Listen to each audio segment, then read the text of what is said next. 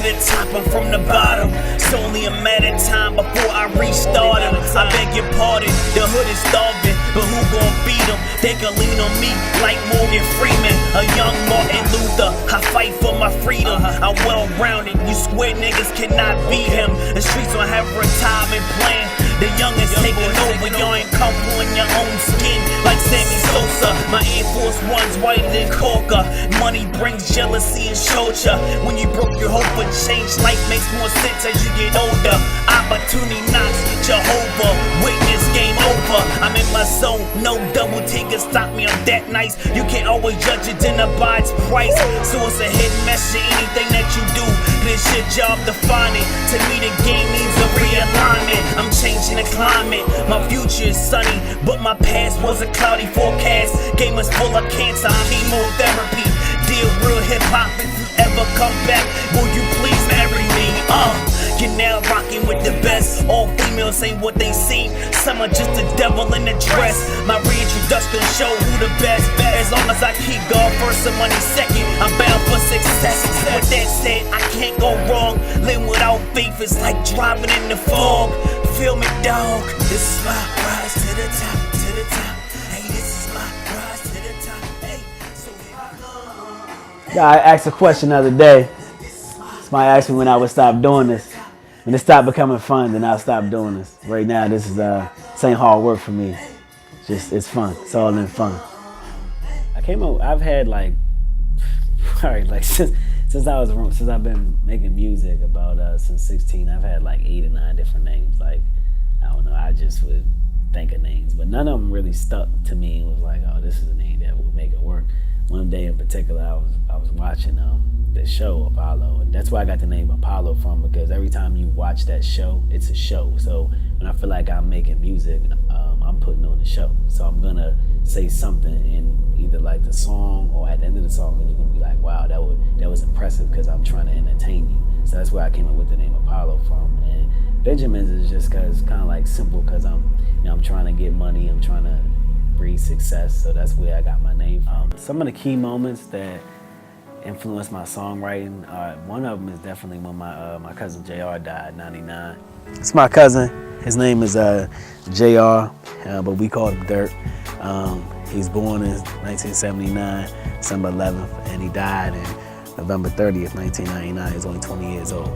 And I remember the funeral like it was yesterday. It was real, just sad to me, because I had to be a pallbearer. And some things you just don't want to remember, but you remember. And that day really significantly stands out in my mind still to this day, because I remember carrying him, and it was just a real sad funeral. And the way that he died was just really sad. He had a big heart. He was a good person. He was just a nice dude, and somebody who always gave me advice whenever I needed it. And he also inspired me to want to make music. When I used to come around him, I was just young, and I would see him like rapping all the time, freestyling, and I was asking him, like, what are you doing? He broke it down to me, and then before you know it, I was like, oh, okay. And I started to understand what rap and freestyling was about. And I figured, like, once he died, I figured that I would keep on going. And, all the other stuff I've been through, I've been through a lot of things, being away from my daughter. That influences me, too. And just, my childhood wasn't the best, but it wasn't bad, so I'm not mad at my parents at all. It's just they did the best they could. When he was in his teenager, he always used to do little rap shows, and again, he always had passion for it. And time rolls by, I always had to work and raising kids, and it felt like before I know it, he had turned into a man. But I know that once he was able to afford to really inspire his music, he got more into it, and that's his dream. And you should never give up on your dream. You should always try to achieve it, I don't think my mother was too, she's more like, as long as she wanted me to focus on some other things before I did that. They like my music, and they think I'm really good at it. They don't think I take it seriously enough, but they don't really know how serious I am about it. I'll say that. That's something that I don't think they really know. But they do support it, though. And the rest of my family, whenever I play it, cookouts or gatherings, like, they always support it. And it makes me happy. I can't be mad at that at all. My friends do support my music. Could they support more? Yeah, maybe a little more, but I think they do, you know, what they can.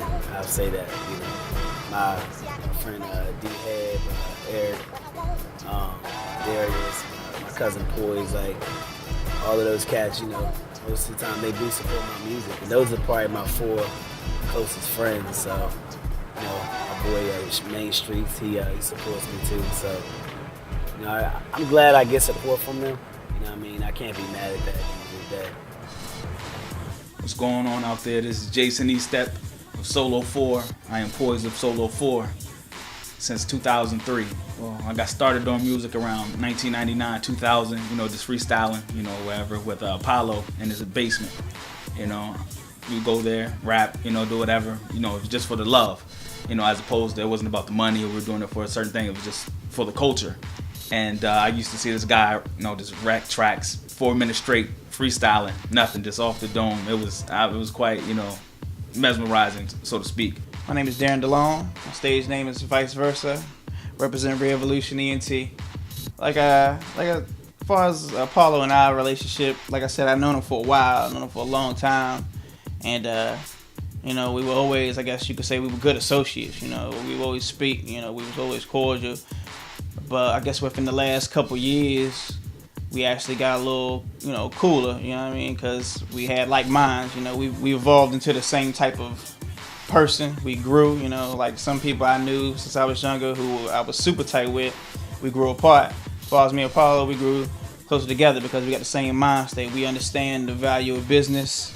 We understand, you know, education and higher learning. We understand hip hop music. We understand all. Like, we understand the need for a change. And, you know, most of all, a big thing I like about him is, you know, what they say, the new saying, loyalty is royalty. And he understands that, you know, loyalty is always number one in any relationship. So, you know, regardless of that, that's my man, 50 grand. Cool cat. I walk around like all the time with like a pen and like some piece of paper. So anytime I look at something or an idea crossing my mind, I write it down. So then when I come home and I want to do a song, I look at those lines and see if they particularly fit that song. And then that's how I generally get started. I'll probably take like a line, or sometimes I actually just freestyle off the top of my head to a beat before I write it down. And then I'll go back and start writing. And generally I write and, you know, and somewhere in this house I'll say, well, I'm gonna write here today. Or sometimes I just sit outside. I look like a weird dude, but every time I'm out somewhere I have like this little pad with me. So only, you know, only musicians would understand that. If you're not a musician, you wouldn't understand why I walk around like that. And when you're a musician and you have ideas, man, you gotta jot them down right away because you'll forget them or something like that. And you want to make sure you take advantage of all your creativity. Depending on the day, if it's a good day or just a day where I just feel like writing, I can get a song done within 20 minutes. And other days, I'll be like, my brain's not really into it. It'll take me like probably an hour to write a song, maybe 45 minutes. But that's the process. It's not really a lot of thinking involved. Man. That time took a little longer than I expected, but you know, I'm normally one take in here, but not today. I guess I was a little off today. And for all those who don't know, it's just in there ad-libbing. So after you go through your first verse, it's just like a run through, and ad-libbing is what you hear, the sounds in the background. So it's important for a song. All those upcoming artists want to know.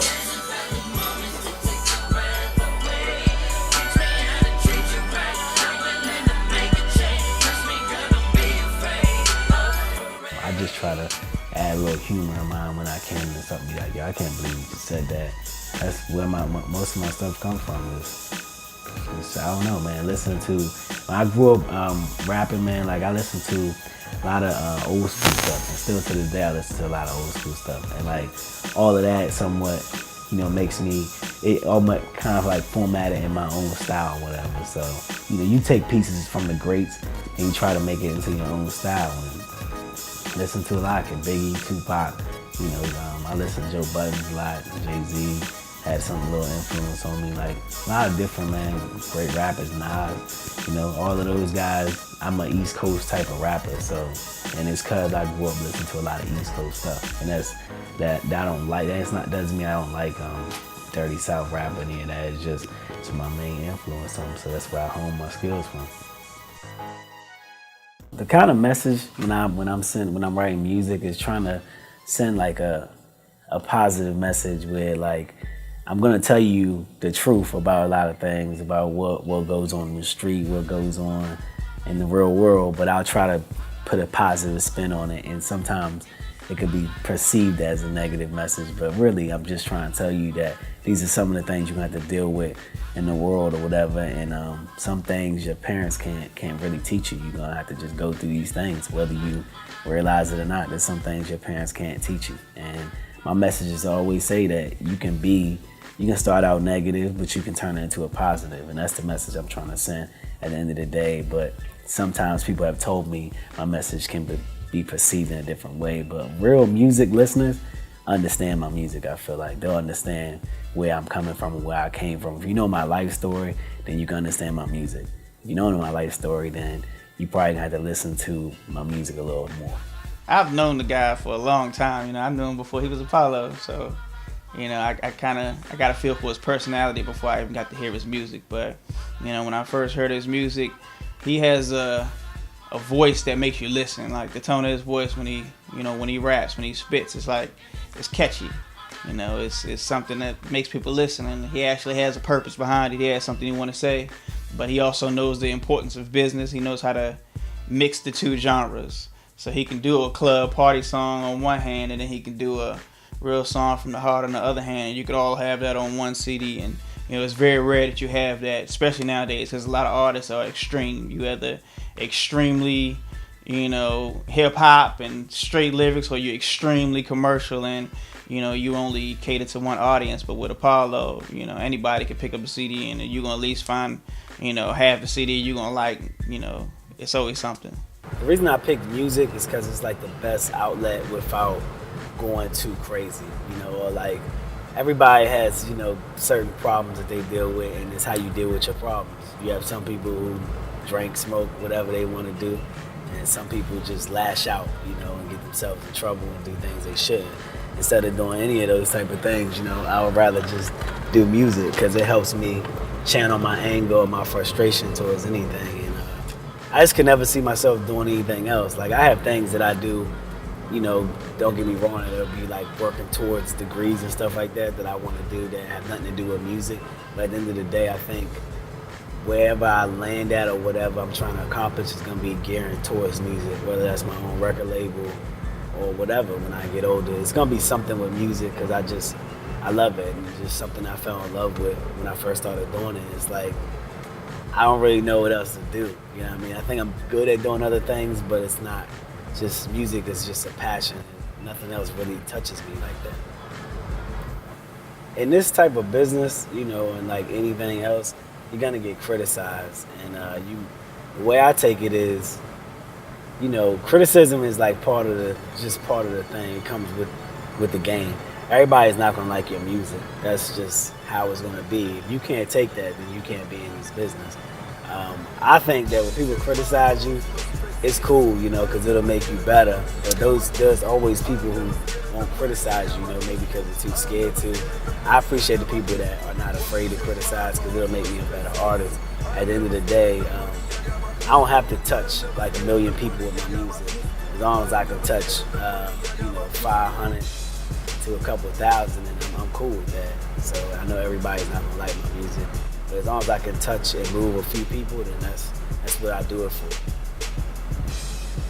Some of the problems you encounter when trying to become a musician, number one is money. That's like a big thing that can hold you back.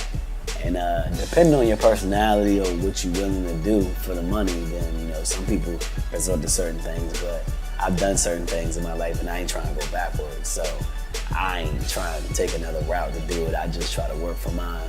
But that's the biggest thing is money. And Because with money, you can do a lot of things. You can do promotion, you can do production, you know what I mean? You can get more exposure. If you don't have the money, it's almost like it's real difficult to expand or do what you really need to do. I mean, money is you know, it's almost like it's not everything, but you do need it to survive in anything that you do. And if you want to expand and get known around the world, you have to have money. That's like the biggest thing for an independent musician is money, and you got to come up with it. I was doing music for a long time with this with one guy, and it was going okay, and there's no knock on him. But when I met my new producer Tilly, it just like everything just pretty much changed for me. And like the way that he does production makes me a better artist. It's like you could be really great at something, but if you don't have like this one person that knows when to push your buttons or knows how to critique you right, it's almost like you probably just gonna stay the same. And pretty much I knew I was a really good artist before, but when I met him, it kind of put me over the top, the quality of my music, and I started like to understand like how to make better music. I thought I was always good, but you know, I thought I got great the minute I met him, and I really started to understand the concept of like being an artist, I would say. My relationship with Tilly is basically I can call him and say, yo man, I need to come through and record, or I need to come through and, you know, just chill. I don't have to always come to him with like music. He's actually like a friend of me, so I can actually go to him and talk to him about anything. Sometimes it's not just about music, but when it is about music, I can just call him and say, I got this sample, I want you to make a beat too, or I'll tell him my idea, and he'll say, okay, well give me a minute, and he'll text me or call me and say, you come through at this time. And that's pretty much how our relationship works. Like, I let him do his thing. Like, I'll bring him my idea, and I won't sit there and watch over him critique it, because I know he's that talented, he can do it on his own. So I just bring it to him and go back home. And then I say, yo, whenever you get done, call me with the beat, call me, and I'll come through, check it out, and he doesn't disappoint. He doesn't disappoint me. So that's pretty much how it works between me and him. But he's not just a producer to me, he's like a friend, like someone I can talk to. We good. That's a wrap. Like Jordan Pippen over here, man. You already know. You know what I mean? I'm Pippen. You already know. Like, I did a song probably in like an album I came out with a long time ago, a song called Dear Ariana, and it was a song to my daughter. And I also just came out with a song on my last CD that was called it was Wherever You Are or whatever, and that's dedicated to my daughter too. Those both songs are like the first one I did to her had 2 singers on it. My boy Eric and his sister Erica, they did a really good job on that. And the song it meant a lot to me because it's my daughter. And then the second one I did was just like kind of like an updated one. And you know, when people hear those, they relate to those songs. I've had people tell me that whenever they heard those, they cried to the song. And that wasn't my job to try to make them cry, but if I can get some type of emotion out of the listener, then I did my job. Then I made you feel what I was going through or my pain at the time. So that's like a toss-up between those 2 songs right there. I really like one that he wrote about his daughter. That's my favorite one. How that, you know, he was a young father, and you know, he's a very good father to his daughter. I have to give him credit for that. I'm very proud of him for that. He's a very good father. And you know, it just kind of like, you know, when I sit there and listen to it, and it was kind of deep, you know, and I was like, wow, that's how he really felt. But that's my favorite one, about the one that he written about his daughter. A lot of people say out here, you know, never give up on your dream. That's all good. You know, I definitely am a big supporter of that, but, you know, definitely face reality too. You know, so dreams is like, I guess, saying I'm gonna quit everything. People have told me, they think I would have made it by now in the music industry if I was somewhere else, and that's a big compliment. I definitely appreciate that. And I look back on things when I was younger. You know, maybe I could have moved somewhere else, relocated. Who knows what would have happened? You know, I don't know what was in plan for me. But I had a daughter at a young age, so I couldn't just up and move. And, you know, I'm blessed to have a good daughter the way I do. And I wouldn't take it back for the world, but that's the reason why I couldn't up and move somewhere. I'm always gonna be around the music, entertainment industry, because that's just me. Whether I'm behind the scenes, I might be making beats. You know, later on when I get older, I might not want to keep making music, but I'm gonna be around some form of music because I just love it. You know, no music, no life. I breathe this music stuff. You know what I'm saying? This is all I know. I don't know nothing else. You know, at times when I take a break and I'm not in the studio, I don't feel like myself. You know, I really don't. So I don't know what I would do without music. You know, so I just think this is one of those things I was born with, and I feel like if you're born with something, you got a gift. That means that God wants you to use the gift. So I'm trying my best to use the gift as much as possible. I put words together very well. And, you know, I started taking it seriously, and it's an art form to me. So whether I make it or whether or not, you know, I'm not going to get discouraged because, like I said, everything happens for a reason. And maybe there's some reasons that God doesn't want me in the music industry, you know, because there's a lot of evil in the music industry. Temptation, drugs. It's just a lot, you know, that goes on behind the scenes that the average person doesn't see or they don't know about. You know, the music industry is just not all glitz and glamour, but people think it is. So, and maybe that's what, you know, that might be something that he might not want me to see or be a part of. And you know what? I'm okay with that because, like I said, I'm just content with who I am and how I've grown. And I'm not going to be mad no more if I'm never famous. It's not that serious to me no more. Being famous is not, it's not all of that, you know. Just as long as people respect my music and what I'm doing and I'm known, you know, I can get my shows here and there. I'm happy. I really am. It's not a big deal to me. When I was younger, it was like, oh, I gotta do this, I gotta be that. You know, I've grown so much as a person that wouldn't bother me no more. You know, really would. But you know, at the end of the day, you gotta support your family. And I'm gonna pick what supports my family over something that's not guaranteed any day of the week. But that's just me. And, you know, hats off to the people. You don't have nothing to lose. You don't have much responsibility. I say go chase your dream. You know, if you can go do it. If I could do it all over, I definitely think I would have pursued it a lot stronger than what I did. I gave my best shot. And the day, I'm still happy. I'm not mad. I'm not bitter towards anyone. When I hear people on the radio, on these videos, I know personally, lyrically, a lot of them not better than me. I know that, man. That's my quiet confidence speaking because I'm a humble person, but I listen to a lot of people and I know they're not better than me. I just listen and vibe and whatever, but lyrically I feel like I can compete with anybody, you know, industry or not. That's just the way I always thought. And if you listen to my music, you might think like that, you might not, but my confidence is not going to go anywhere, so it's not necessarily giving up. It's just, I like to say, moving on. There's chapters in your life. You have a beginning, middle, you have an ending. I'm in the middle of the chapter of my life right now. 28 years young, about to be 29 soon. And basically I'm just at that middle chapter right now, trying to figure out what my next move is so I can have a comfortable lifestyle. And that's all I'm focusing on right now. And just trying to focus on becoming a better person and make sure I have a career. And you know, I'll still do music because I love this to death. This is my passion. This is my love. This is my everything. This is the air I breathe. Music is the air I breathe. But at the same time, there's other things I got going on that are just as important as music, or if not more important. I think I rambled for like 15 minutes. Right? Yeah, it's good though. Feeling so good right now. Now tune into the You're All Welcome mixtape. Shit boy. Big things, big year for the kid. Keep listening. APOLLO. Apollo Benjamins.